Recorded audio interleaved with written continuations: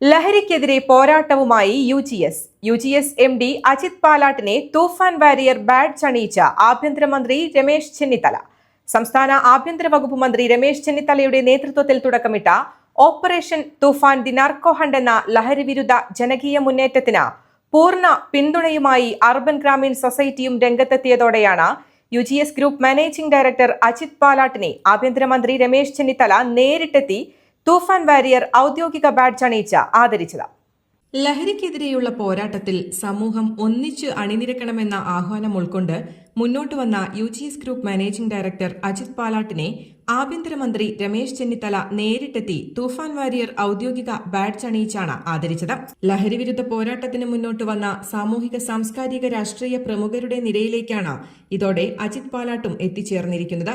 കേരളത്തിലെ യുവതലമുറയെ ലഹരി മാഫിയയിൽ നിന്ന് രക്ഷിക്കുവാനുള്ള ആഭ്യന്തര വകുപ്പിന്റെ ഈ വലിയ ദൌത്യത്തിൽ അർബൻ ഗ്രാമീൺ സൊസൈറ്റി സജീവ പങ്കാളികളാകുന്നത് ക്യാമ്പയിന് കോർപ്പറേറ്റ് സഹകരണ മേഖലകളിൽ നിന്ന് ലഭിക്കുന്ന വലിയൊരു അംഗീകാരമാണ്. ഇതൊരു താൽക്കാലിക ക്യാമ്പയിനല്ലെന്നും നിരന്തരമായ പ്രക്രിയയാണെന്നും സംസ്ഥാനത്തുടനീളം ഇത്തരത്തിൽ കൂടുതൽ തൂഫാൻ വാരിയർമാരെ സൃഷ്ടിച്ച് മുന്നോട്ടു പോകുമെന്നും ആഭ്യന്തരമന്ത്രി രമേശ് ചെന്നിത്തല വ്യക്തമാക്കി.